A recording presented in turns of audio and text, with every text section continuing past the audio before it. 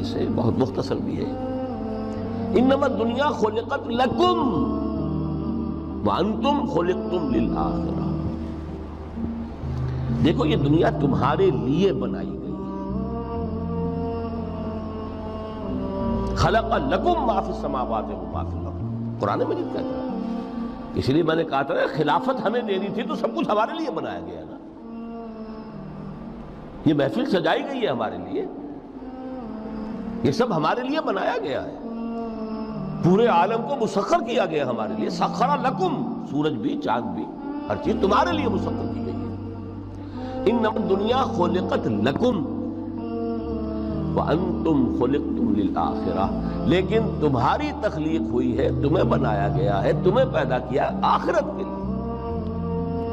یہ منزل یاد رہے، میرا ٹھکانہ وہ ہے، میرا گھر وہ ہے، میری